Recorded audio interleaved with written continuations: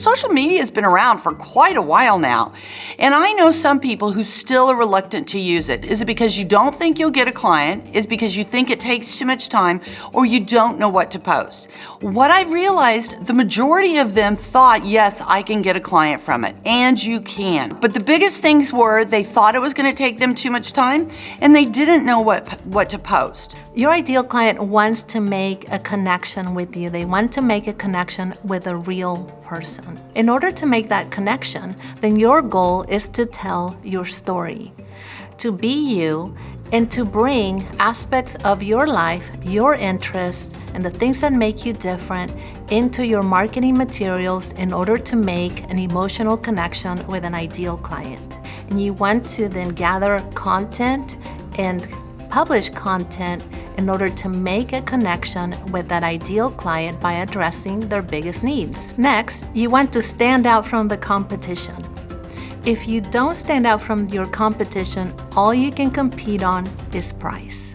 So one thing to remember with social media, when you're posting like on your business page, let's say for Facebook, you'd still want people to get to know, like, and trust you. Find some resources that has information that would be useful and relevant for the target client that you're trying to reach. And then you can share other people's posts, other people's comments. Same thing online. And so to get people to know you, you're posting content, and you want to use kind of the 80-20 rule. 80% on your business page, business related, but 20% personal. So they get to know a little bit about you and your personality and your likes and your interests. Maybe you went to a football game or a baseball game. Maybe you had a great game of golfing, or maybe you joined a knitting club, or whatever some of the things are that are your interests and stuff. And you can use that information to create unique content that others will find interesting, and therefore they'll find you as the accounting professional interesting as well. One of the things that I'm a big proponent of is specialization. When you're a micro specialist, when you work with a specific type of client, a specific type of business, a specific industry, as you create more and more content around it, it's easy for people to find you. So you become much more searchable, much more findable, and folks all over the world want to work with specialists. Your goal is to share valuable content with your ideal prospect because they're searching for information online. When they search for information, they will engage with your content, they will make a connection with you, and that will help you to develop trust. But always, always remember, whenever you post anything online, on your personal page, on your private page, or in private messages or direct messages between people, do not ever, ever, ever post anything that's going to hurt your brand or your reputation.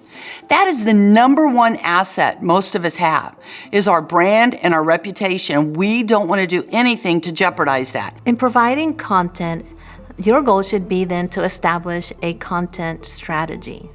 You want to be clear on who your ideal client is, what their biggest needs are, then develop a theme around what those biggest needs are. So you need to come up with a theme and some content, and then set up a content calendar, because it's very hard to just sit down and start creating content. So create a content calendar so you can plan in advance, and when it's time for you to create content, you'll know exactly what the content is that you're working on.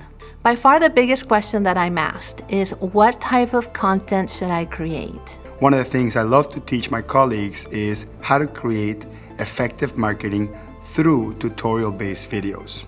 You can also create videos such as thought leadership videos, where you basically document all the things that you learn along the way.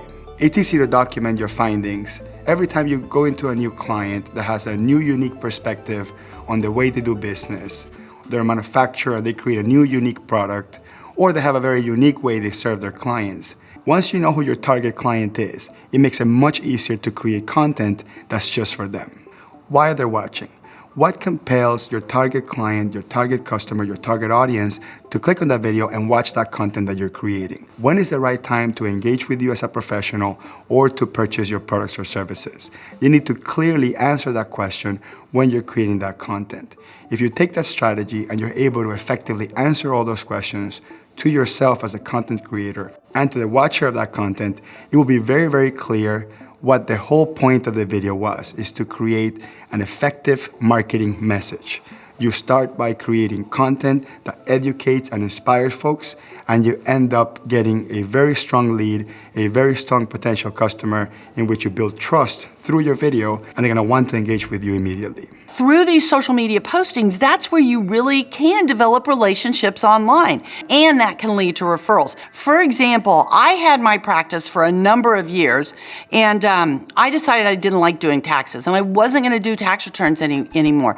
It's turned out that was a great source of referrals for me to exchange referrals with other accounting professionals. You might be asking yourself, how do you get started? So here's what I recommend. Be very clear on who your ideal client is and what their biggest needs are. And the next thing you want to do is listen, because they're already telling you what they need. Make sure you're using the social media regularly and often. And remember, those tools can save you a lot of time. You can sit down and schedule it all to happen on a regular basis and get it out there with little or no time on your part. Remember, you can share other people's content. You do not have to create your own content. You can share blog posts, you can share YouTube videos. You just need to find the right sources for you. You can share the content, or you can create your own content. But the single most important part about creating content is that you're creating value up front. You want to dedicate that time, that experience to create that content and give that value for free to the world. And it may take a couple of months, it may take a couple of years, but eventually you're gonna see all that goodwill come back to you. People will gravitate towards working with you, and you're able to increase your overall value, not just your price, but the amount of trust that you will have with your new customers to be able to advise them and make them better business owners.